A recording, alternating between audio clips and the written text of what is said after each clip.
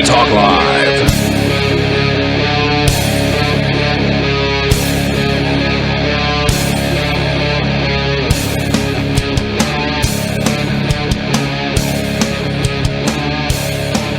Welcome to Free Talk Cast, where we talk about current issues, events from a perspective of peace, love, and liberty. I'm Aria, of course, and I'm joined by Nikki. And welcome back to the show. Of course, this week's episode, What is a Definition, is sort of a follow-up to last week's episode, which got a pretty good traction online for, what we do. And it was titled, What is a Woman? And these are all topics that I really enjoy talking about. I think I like today's topic a little bit more because all of these issues are really complicated. And they're also all really simple at the same time. Yeah. And I said something last week, and it's a position that I hold that is a bit off the beaten path, I would say, as far as my understanding of definitions go. And I keep using the phrase that definitions are useless, and I've said that several times, and I want to be clear that I don't actually think definitions are useless. Definitions are, of course, very helpful, but they have a time and a place where they're useful. And at a certain point, they're not useful anymore. Like my Mazda outside is tremendously useful, but if someone needs to go to the United Kingdom, then I can take them to an airport in the Mazda, but I can't take them to the United Kingdom in the Mazda. So the Mazda has limits on how useful it can be to me. And that is dependent on the goal I'm trying to reach. And it's mostly dependent on the goal I'm trying to reach, really. And I argue that this is true of definitions as well, where they do have a use if they help us to reach the goal that we're trying to reach. And they don't always do that, in my opinion. Like the definition of circle is one that I love going to, because the definition of circle, as I learned in high school when I was a smart-ass little kid, is that a circle is a set of all points a given distance from a center, and a radius is the given distance. And, me being a smart-ass, arrogant little kid was like, that's the worst, dumbest definition of a circle I've ever heard in my life. Yeah, because if you were to just give that definition without somebody knowing what you're defining, they would have absolutely no clue what you're talking about. Right. And it's a very complicated definition. It's very short, all things considered, a set of all points a given distance from a center. But they couldn't just say a shape that's round. Well, then what does what does round mean? Well, then you can define round too, but how do you define round? I would say something without points. But a circle does have points. It has all points. It's very complicated. Yeah. And that was what attracted me about this definition. That's one of the reasons that I always go to it. Because it would be almost impossible. I realized this when I was taking calculus in college, that not only is that a good definition of a circle, it's probably the only definition of a circle that actually works. As confusing as it is, and as much as likely as it is to get, snot-nosed high school kids everywhere to snub their noses at it, I can't imagine any other way of defining a circle in a way that accurate. That said, the definition is completely useless. Yeah, I would still say a shape that's round. That's what I would go to. You have to define what round means. But I mean, you could say that with any definition, right? So, I can't think of if I was defining anything, like there is going to be other words that you could possibly define in any definition, right? Yeah. And of course, in definitions, you want to use the most layman's terms. Your definition of circle that you gave, which is whatever the actual definition of circle, a lot of those terms people would scratch their heads at and be like, what the fuck are you talking about? Right. But yeah, I would say a solid definition is, short. It actually explains what the thing is. Like after you hear it, you know what you're talking about, right? Right. And is using mainly layman's terms and not a lot of like medical jargon or stuff like that. Like something people could understand. You need that medical jargon. In some contexts, you need a definition that is precise and doesn't use layman terms. Yeah, and I guess if I went to a doctor, I would be a little concerned if they gave the definition of, I don't know, of It's cold hard. as something that gives you a runny nose. Yeah. Yeah. And I think so there are an array of different definitions, right? So we'll use cold as an example. Yeah. And so there are age appropriate definitions. So if I'm talking to a 5-year-old, I literally might give that definition, something that makes your nose runny, right? Because it's a 5-year-old. If I'm talking to an adult that doesn't have a lot of medical knowledge, I'll kind of up it a little bit. But if I'm talking to pre-med students, my definition is going to be a lot more scientific and maybe include more medical jargon, because based on my audience, I'm going to assume that those people will understand the words I'm using. Absolutely. And one of the issues I sort of have with these definitions that we learn at an early age, as useful as it is to be a child knowing that a cold gives you a runny nose, if that person then grows into an adult and someone says they have a cold and they're coughing and stuff, and the person goes, but you don't have a runny nose, so you can't have a cold. That's not what a cold is, because that was what they learned as a child. And that's sort of where issues start cropping up. And of course, to go back to the circle again, learning their shapes is something that every child does at a very early age. And none of them know that very technical, complicated definition of a circle. None of them could give that definition of a circle. And if you ask them what a circle was, they would probably say something to that effect. Well, it's a shape that is round. But that doesn't really tell you anything, because round is a synonym for circular. Yeah. So it's basically defining the thing by itself. Yeah. And But a that lot of said, definitions are like that. They are. Yeah. But that said, the child absolutely knows what a circle is. And when they say circle, they can communicate that to their friends, even if they can't regularly define it in a way that is technically correct. They definitely know what it is, and it's a useful definition that they have, but it's not going to help them when they get to geometry in high school either. So that's where I think my position is on definitions. Depending on the definition, they're all useful in various contexts. But once we get beyond their usefulness, I think we should recognize that and just say, okay, well, we're past the point at which a definition is going to be helpful to sorting this particular issue out. Yeah. And everything has nuance. Yeah. And, depending on what we're talking about, like if we're talking about the definition of life or the meaning of life, there could be a very basic definition, and then we can get philosophical with it.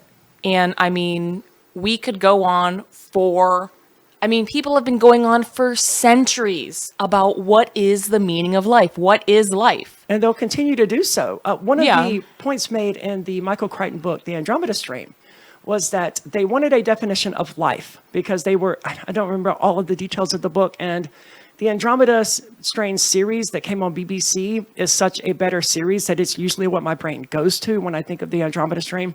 Anyway, it's a really great book. And one of the points they make is they try to come up with a definition of life. And what they end up saying is it's something that consumes, it's something that grows, and it's something that I think produces waste, was the definition that they gave. Something to that effect. And a guy brought in a number of objects that disproved that, because fire meets all of those criteria. Yeah, I feel like that's a shitty definition of life. It is. Right. It definitely is. And that was just one of but there are many definitions, and they all run into one particular issue or another. Of course, there's the classic story of Plato defining a human, or a man, rather, because that's the word they use in, as a featherless biped. God only knows what possessed him to use that definition, but whatever, man. He only knew about people and chickens, so what else was he supposed to, And this prompted Diogenes, obviously, because who else would do this, to pluck all the feathers from a chicken and throw it into the arena and declare, behold, a man. Mm-hmm. Because a chicken plucked of its feathers would be a featherless biped. Yeah. And his point was that Plato's definition simply didn't work. Yeah. And that's an issue I see with a lot of definitions around. Like that definition I gave of a circle. It may be technically correct. And if you're doing mathematics at the highest levels, calculus isn't even the highest level. Yeah. But if you're doing really advanced mathematics. But even like geometry, it's like, if you're in a geometry class, that definition is helpful. Yeah. But there's this trope online called Mathematician's answer. And it's basically defined, and haha, definition, it basically means a answer that is technically correct, but completely useless. And that's what that definition of circle is. It's technically correct, but it has no value whatsoever in day-to-day life. And so go to tvtropes.org, I think, and just spend a few days or years of your life reading the different articles there. It's tremendously entertaining. And their page there about mathematicians' answers is really good. And it's all about examples exactly like this of people defining things or giving answers to questions that are just, again, correct, but completely useless. Like saying, hey, can you open this door for me? Well, yes, I can. Okay, that's useless. Okay, technically, yes, you can open the door. But the question, what they're trying to ask is, will you open the door? So you're just kind of being a jerk or a mathematician to give one of those useless sort of answers or definitions. And a lot of the definitions that we encounter online are useless in a practical sense, or they're useless outside of certain contexts. And definitions can be useful in a lot of contexts. Like every child, we talked about this last week, every child learns at a certain point that, boys have PPs and girls don't. And that's a useful, valid way of children assessing the world. And there's nothing whatsoever wrong with that. But at a certain point, in my worldview, that stops being a useful definition because I don't want to say the definition of woman that I use because I don't really have a definition in my head, but all right, and welcome back. Of course, Rainbow decided that these bitches needed to shut up, as Nikki pointed out, and she walked across the computer and completely shut it down, as she so often does. I have something that I was actually covering that, but she knocked that off. So I think after today's episode is over, I'm just going to break that button. Because you can always reach down in there and I was about to say, so you can never turn your computer off ever again? No, you can always reach down in there. The actual physical button, it just reaches in and presses another button for you. But Yeah. it's relatively easy. I need to make sure that camera switcher is working because it's... Okay, I'm going to make it switch manually because it was being weird. So I was saying that I don't want to say in my definition, but in my understanding of woman, this is a conceptual category, and out there in the real world, in the universe, there is a distinction in sexes between men and women, or between male and female. And I don't know at which point, or at what points, that reality that there are at least two definitive sexes of human beings. And that's absolutely scientific fact. It cannot be disputed. And they are distinct and different. At a certain point, that comes into conflict with the understanding of woman that I use, which is a broader category that does include one half of those people in those categories. Like all of the people in the female category would be included in my definition of woman, but so would some others, such as trans women, for example, and some people who would fall into that biological reality of people who, yes, nature makes you male or female. Some portion of those people that nature initially made female would not fit into the category of what I call woman because they identify and present as men. So my understanding of it, I have to say, is a bit detached from the actual reality of the world that we live in. And I don't think that's necessarily a problem as long as I recognize the basic realities and the fundamental aspects of the world in which we live, which is that, yes, there is a difference between those born male and those born genetically female, and that difference is always going to be there.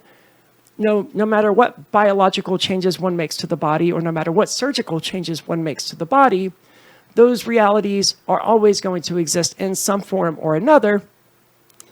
It's where people start denying that reality that I think we really start running into issues. Absolutely, because so I was talking to one of my friends who, for anyone that doesn't know, I do birth work. So I've, nursing, trained as a midwife and, doula, whatever, all those things. And one of my friends who was in a master's program for midwifery. This is in the United States. I forget what program she was in, but she was telling me that if you had, say, a trans man, so this person still has female reproductive organs, and they are pregnant, and they come to you, and they're like, yes, I want, I'm having a baby, hiring you. You're supposed to look at their vagina and call it a penis to affirm their gender. And this is where we're getting just full nosedive into clown world. Yeah, I have to agree with that. Because now we're just straight up lying. And whether you want to, like some people are going to say that trans women aren't women. Some people are going to say that they are women. And I think that's one thing, because when we're talking about like the constructs of gender as they are defined today, I know and some people are arguing, well, in the 1960s or the 1970s, sex and gender used to mean the same thing. And then they separated them, whatever. As present day, they've separated those definitions. So sex would be the biology of it. Gender would be like the social and cultural norms. Right. So, but once we're calling body parts just the straight up incorrect things, like you can still use someone's preferred pronouns and not like be like, oh, well, you have a vagina because you identify as a woman. It's like, if you don't have a vagina, you don't have a vagina. And I think that's fine. I think lying about it is the part that's wrong. Yeah, I absolutely Like that is agree with insane. That's fucking insane. I used to be on Grindr, which is a hookup app for gay people mostly, and a lot of quote straight men who aren't actually straight, but Sure. yeah. And there's a lot of these guys on there that call themselves straight, and then they're anyway, and No judgment, whatever. It was right, but you should accept a little bit of judgment. You should accept yourself more. And it was very common on there where they would refer to my penis as a clitty.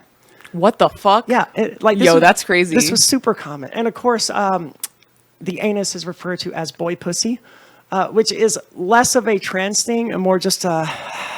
I'm trying to not be gay thing. Yeah, I hate those terminologies, and it's so fucking weird. A penis is not a clit, and yes, I understand biologically the two are similar, right? The penis initially it begins as a clit, and look, but by the time you're born, yes, these are different body parts. Yes, they are very different things at that point. It's just like we're doing a lot of work just to pretend not to be gay.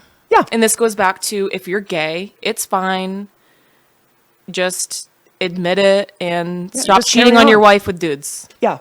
That was one issue I always had with Grindr too, and you can tell that someone is closeted or cheating on their spouse because they'll say, "I need discretion. I need you to be discreet," and that was always a red flag and a hard no for me. Like, look, I'm not going to help you cheat on your wife. Yeah. And if you're in the closet and you're in fucking Keene, New Hampshire, I don't want to have anything to do with you, because Keene is the most tolerant, accepting, liberal college town in New Hampshire. There's no reason to be closeted here. Yeah.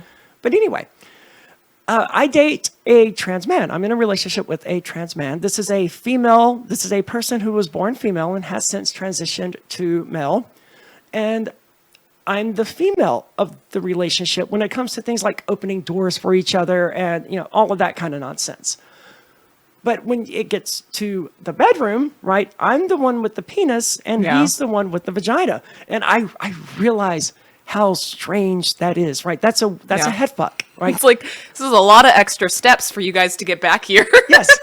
And we have a normal straight relationship at the end of the day. And that's its own head fuck, right?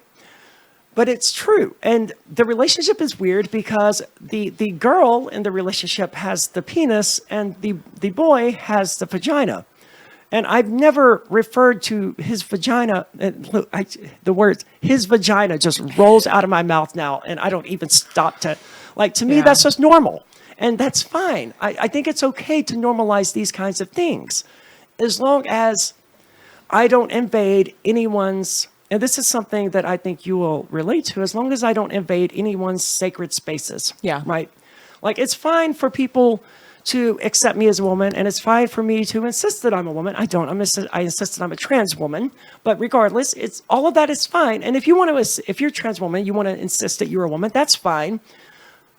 But don't go to any fertility clinics and don't, show up in these sacred spaces that are clearly meant for cis women to have a safe space away from people who have penises. And I think this is why a lot of people have a problem with trans people. And it's really unfortunate because the majority of trans people are not trying to do those things. And when I was talking about sacred spaces or like women's spaces online, people like just immediately think of bathrooms. No, I don't know wouldn't why think that's about like a bathroom at all. That's Yeah, not a well- sacred space. I'm just trying to pee. Well, that's what people go to. They're like, right, your bathroom. I know, I don't give a fuck about the bathroom. What I'm talking about is things like women's circles. So when Yes, I'm hosting, that was the word I was looking for. Yeah, like when I'm hosting a women's circle, it would honestly be inappropriate for a trans woman to join that women's circle. Why? Because they can't relate to anything we're talking about there. A lot of women's circles are focused around like mothering and pregnancy and all of those things that a trans woman, one, can't relate to, but also like isn't interested in. Right? Yeah. So, and then there was another thing I talked about on Facebook where a very prominent breastfeeding support organization was including men and doing all this science on men lactating, which is essentially like giving them drugs to make them lactate, Right. Men don't naturally lactate which is just like without health conditions that are causing them to do so. yeah, and even like I do a lot of breastfeeding support in my community, and my knowledge of the anatomy of breast tissue and, you know, like lactation, I just don't understand how that could work. And it just seems so strange to me that there's an organization like giving any time or attention to that. Like it just Right. seems so bizarre and weird. And so when I was talking about, again, men in women's spaces, the first thing people think is like, oh, this is a trans thing. This is the trans agenda. And everyone's talking about the trans agenda. And I'm like, no, this isn't trans women. Right. They're just doing talking this? about cis men. Yeah, like this is men who are like men that identify as men doing this. And I have no problem saying that this is fucking weird. And these people don't belong in these spaces. So, yeah. And that's not transphobic.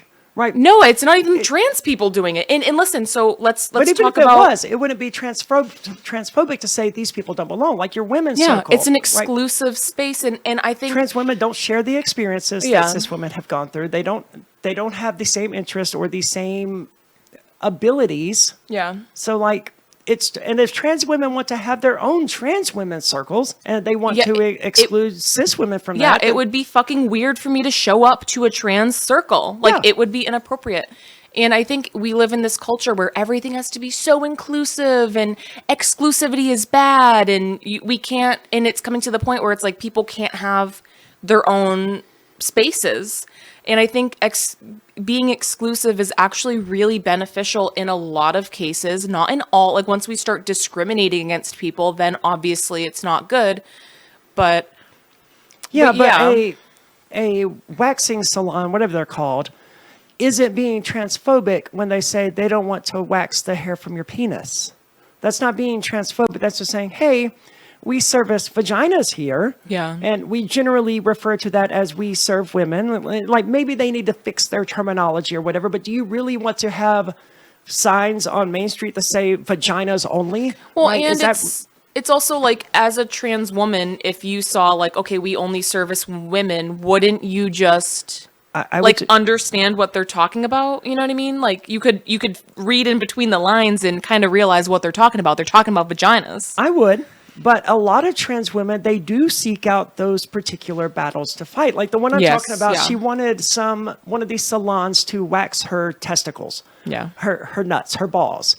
And when they refused to do it, she ended up suing them.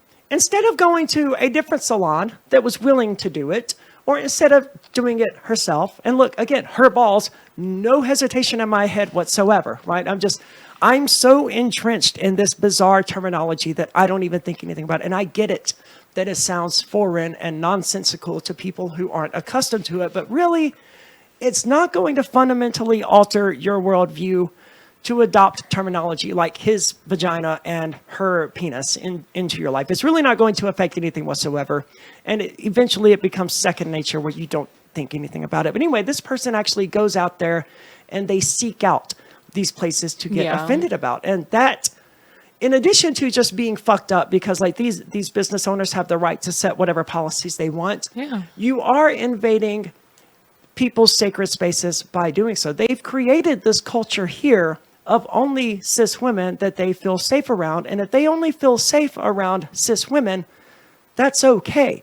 That can be a result of anything. That can be a result of trauma that you don't know about. It could be just, I would totally understand why the average cis woman is somewhat distrusting of your average cis man. Yeah. Or even like lesbian spaces. There were a lot of trans women, and I don't want to say a lot, I don't know the numbers, but there were instances of trans women going on lesbian dating sites and then being like, if you don't want to fuck me, you're transphobic. Yep. Which is crazy because, yes, some lesbians might be cool with it, whatever, but I'm going to guess that the vast majority of lesbians are just not interested in anyone with a penis. Yep, I would agree with that. To, like, insinuate that people are, like, transphobic or racist or whatever for not wanting to have sex with somebody, that is so creepy.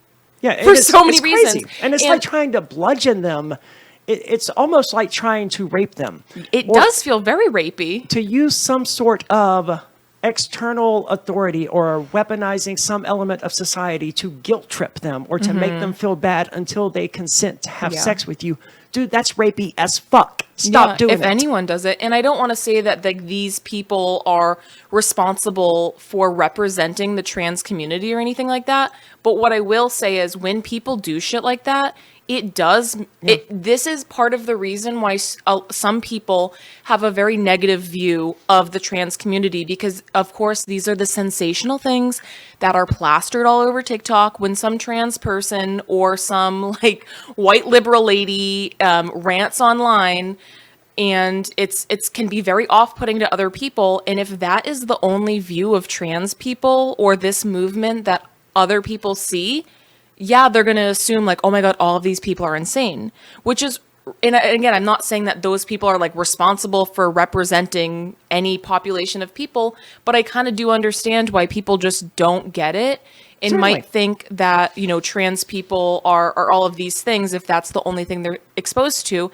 And it's just really a shame because I'm sure I only know a limited number of trans people, but I'm sure it's much more likely that trans people are going to behave more like you and have your views more than like the insane people that we're seeing online. You know what I mean? Yeah, that's been my experience as well. And you're absolutely right. Like, I have nothing to do with those kinds of crazy trans people who are out there insisting that they should be able to follow your 12-year-old daughter into the bathroom. Like, look, yes, I'm going to use the women's restroom if I'm out in public. But if I see like a 13-year-old girl walk in there, I'm just going to hang around the water fountain until it's empty. Unless it's like an airport bathroom and there's just fucking people everywhere. But if I know it's a relatively secluded bathroom and the chance there's even any possibility that I'm going to end up alone in this space with this 13-year-old girl, I'm just going to wait outside. Well, and it's kind of a liability for you too, right? Because Yeah. I don't want to say people are like, I mean, I shouldn't even go there, but I don't want to say like people are lying about shit like that, but there have been instances of people lying about shit like that. And to me, it's just common courtesy. I don't want to make this girl uncomfortable, and her presence would make me a little uncomfortable. Yeah. So I just don't want to deal with it, and it's not a big deal to wait. And in most places, if it is that big of an issue, I can find a unisex bathroom. Yeah. Those are just about everywhere these days. But we need more trans people out there who are pushing back against those trans lunatics. And I feel like this is where the trans community is really dropping the ball. Like, no, it's not my responsibility to go out there and say, hey, this trans person who's trying to get her balls waxed is out of her mind. Yeah. But I'm also compelled to speak out against that and to point out that, no, this is an entitled cunt who, and sorry to use that word, but I'm referring to a trans woman when I say that, so maybe that's okay.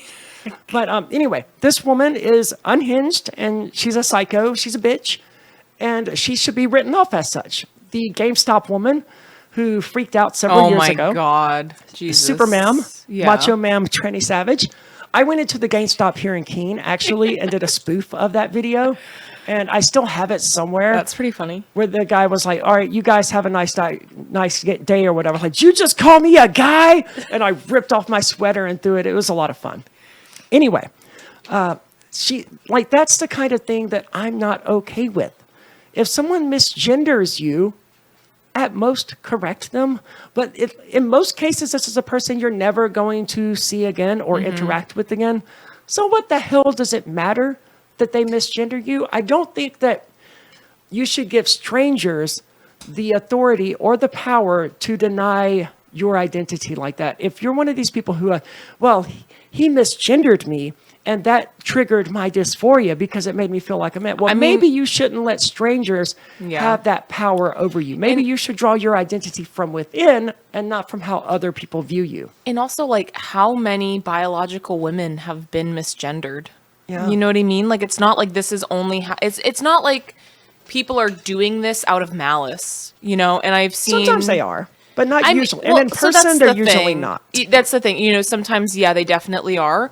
Or maybe in their worldview, like, they cannot accept a trans person as a woman or whatever, and they just are like, I refuse to lie about it. I know a lot of people like that, and I guess I kind of get where they're coming from, but to me, it doesn't, like, take anything from me just to use someone's preferred pronouns. Like, if it's very obvious and I know they want to be called that, I don't really see why you wouldn't, but some people, like, that is the hill they're going to die on. Yeah. And I don't necessarily see So why it would whatever. be lying about it to use a different definition or a broader definition in this context that would allow you to call this person she, her, or him, her as they want.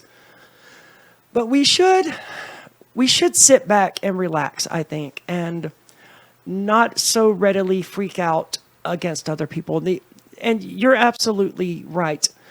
I do know, I used to answer phones at one of my old jobs, and we had this regular customer who would call with a very high-pitched voice. And I didn't know this. This was my first time ever interacting with this person. This was a man. And I said, yes, ma'am, to this person because their voice was very high-pitched and indistinguishable from a woman's. So I thought this was a woman. That person filed a complaint with my supervisor because I had misgendered them. Yeah. And they were just so sick of people doing that because of their voice. And like, you kind of have to be more understanding, right? It's like, Right. dude, you have a really high-pitched voice. Like, I know it, whatever, clearly hit a nerve with you, but it's not my fault. right. But You if know? a trans person does that, then it's like, oh my God, how dare this trans Yeah. person's No, I get what flying you're off the saying. handle. Yeah. But like, no one wants to be misgendered. And I know you people out there who are like, it wouldn't bother me to be misgendered. Well, look, if massive amounts of people were regularly coming up to you and asking you if you were actually a girl or if you were actually a guy, yeah, you would be bothered by that. Yeah, I have a hard time believing that anyone wouldn't be bothered by. I'd be bothered by that. Yeah. You know what I mean? Most people would be. So this is funny. I don't know if you've seen, it's a video of girls at, like, biological women at some sort of, like, gay rally. And they asked them, like, oh, are trans women women? And they're like, yeah. And then they, like, assume that they're trans, like, just to make a point, kind of. And they're like, oh, well, are you, I don't know, ask them some and question then about they're them like, being, oh, okay, so you're and a then trans they're like, woman. and like, they're all offended by it. And then they're like, well, I mean, I get that. It's sort of like being told that you have you're kind of masculine, right? If you're being confused as a trans woman. But there have been some women I've met in my life where, like, I wasn't really sure. I'm like, maybe that person's trans. Maybe they're not. yeah. It doesn't happen so much in the opposite direction where, like, my boyfriend, I would never, ever, ever know that he was trans. Mm-hmm.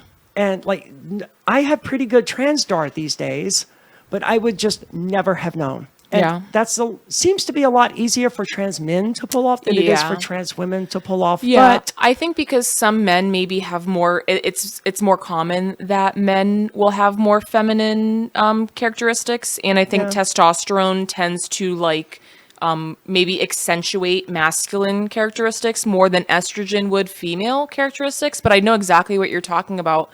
I've had instances where I had patients who were trans men, and I have had instances where I was genuinely shocked. And, like, usually you can tell, but then when you can't, it's like, whoa. yeah, So then it kind of begs the question, like, how much does it matter, right? Because if this person passes and you would never know, right. like, why does it matter to you so much? You know, like, unless you're going to get into a romantic relationship with them, why does it matter to you? That's definitely one of the places where it matters. I unfriended a trans person years ago because she had gone home with someone from a bar, and they went to have sex, and he found out that she was trans, whereupon he beat the hell out of her. Oh, and like, no. I don't I mean, condone that's that. not cool, Right, that's but- not at all cool.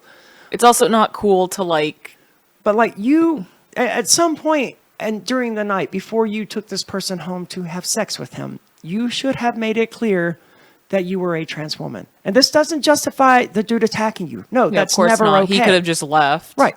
That would have been an okay thing for the person to do. Yeah. And it doesn't make him transphobic to not want to sleep with a trans woman. It doesn't make him evil or bigoted or anything to have a preference in sexuality that doesn't include trans women. I have a preference that includes, like, I love just about all women, but if a woman has bangs, and like, seriously, I don't know why, but if a woman has bangs, I just cannot do it. So you discriminate against women with bangs? Yeah. And I have zero attraction whatsoever to women who have bangs. And I don't know why that is. And I realize But that's a like weird everybody thing, has but their yeah. thing, right? And this goes in the race direction too, where somebody might be like, "Oh, I have a preference for like this kind of people." Yep. And historically, that was just preference, right? It didn't mean you were a racist or anything. But now people are like, "Oh, you wouldn't date an Indian guy? Is that because you're racist?" It's like, no, whatever. It's mean- just not my type. The cultural, like in Indian, like from India, the cultural gap between a white chick from America dating a cultural Indian is almost unbridgeable, I would Yeah. imagine. You'd have to be dedicated to bridging that gap to make such a relationship And there's work. that as well. Yeah, if this person is like an immigrant and Yeah. they're very immersed in that culture, yeah, there's that as well. Yeah, and that's not bigotry, right? That's just a personal preference, and that's okay. It's okay to have personal preferences. And if your personal preferences mean that you don't want to sleep with a trans woman or a trans man, that's totally okay. And some of the issues, I wanted to bring this up. Tammy is an LGBT dating app designed for all manner of LGBT people. And this was what caused me to learn that it's not just gay and straight anymore. It's far more specific, especially on this particular app. There's like 15 different orientations. And there is one that includes, like, sapphic is feminine presenting people regardless of what their sexual organs are. Okay. And like, if you're sapphic, then you're interested in people who appear to be feminine. And then there's others like Neptunian, and like, it gets really, really complicated. I feel like they could have used better words that kind of I don't think Neptunian is actually indicate- one of them. But the point is, there's a lot of it's like them. some alien shit. Yeah. And it's helpful because if you're a lesbian who are only interested in women who have vaginas or women who are butch, Yeah. then there is a term that separates that particular interest from that Yeah. wouldn't include trans women. And these are built into the apps. Like when you're going there to set your orientation. Because it makes sense. Yeah, and you can set multiple, right? You can say, yes, I'm only interested in feminine presenting women or very masculine men. I'm not interested in feminine men whatsoever. You can set all of that in there, and there's all sorts of little terms for that. And I think that's a better way of handling it, even if it's not as simple as gay and straight or bisexual. And you would obviously, from a younger age, when a person starts dating, you would use those more simplistic terms of gay and straight. But at a certain point, those definitions, those labels of gay and straight would stop being useful. Yeah, they're not specific enough. Right. And that's when these other terms would come in. And I think that's an okay thing. But I don't expect when I tell people my orientation in the streets, I wouldn't be like, well, I'm sapphic and Venetian and whatever. I'm like, no, I'm pansexual is more or less what I would say. This is another thing too, where like with the non-binary crowd, where with the pronouns, Yeah. where, I mean, I don't know if you've seen the the like chart of different pronouns. I have not. But it's fucking insane. There's like 100 of them at least. I can do they, them. It has taken me a lot of work over Yeah. the last several years to be able to do they, them in reference to a single person. Yeah. Because it doesn't feel natural to do it. To look at a person, be able to identify that person and use they to refer to them. Yeah. Like, I'm sorry, it's just not a natural But part now of the we're language. like adding Z, Zim, Zir, and all of the other things. I'm And not then gonna do people are those. getting like crazy where they're like cat self, fox self and just like literally making shit up. Well, there are those people who like, they think they're owlkins or whatever. And I just, I yeah, don't I like think the furry thing. Look, if people want to do the furry thing, fine, whatever. I'm not a fan though. But to then be like, well, I have an owl spirit, so I have these characteristics. It's crazy. and it kind of does feel like, I don't know, if I was a trans person, I would be like really annoyed with that shit because it kind of does feel like it's making a mockery out Yeah. of like, It's like, you know, those people who Transgender said that it was a people. slippery slope, that if we tolerated men identifying as women, then this we'd is have what to, they were talking about. Yeah, the people identifying as dogs and cats and owls and Ugh. dragons and shit is exactly the slippery slope they were talking about. So thank you Yeah. for strapping on a sled and making us all ride down that slippery slope with you. But I'd rather get off of the slope and go Yeah. back to some level of sanity. I say, as a person born as a man who identifies as a woman, Yeah. stop identifying as owls. Yeah. Okay. And I think a lot of people in the LGBT plus community feel that way, where they're just like, come on, man, like you're making us all look bad. Yeah. So I think it's been a great episode, and I think Yeah. we've clarified a lot from what we talked about last week. So I'm looking forward to throwing this one online. Please subscribe over at freetalkcast.com. And if you're watching this on YouTube, please click that little subscribe button down at the bottom. I hate saying this. I swear to God, I hate saying this. You're a YouTuber now. Yeah, but like we just created, well, actually the YouTube channel has existed for a really long time, but it's just been inactive. So we're attempting to rebuild this channel basically from zero. And there are reasons for that, like the old Free Talk Live channel. It regularly streams out content that is just an empty studio with audio.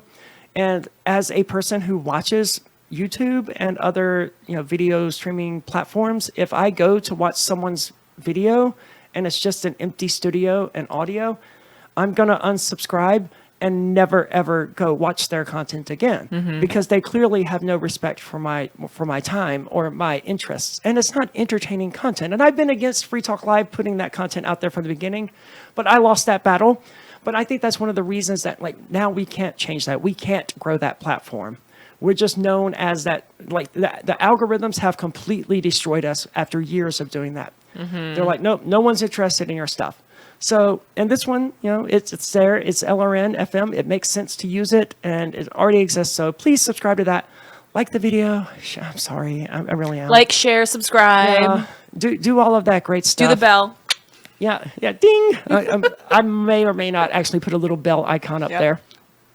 So, help us grow the channel, I guess, is what I'm saying. So that, because if you go to YouTube right now and you search for LRN.FM, you don't find our channel. And if you search for Free Talk Cast, you don't find our YouTube channel. And that's because we have so few subscribers and likes on our videos that we're just not in YouTube search results. So those out there who have watched this, thank you so much. Please share and subscribe, all of that great stuff. And thank you for watching. And be nice to one another.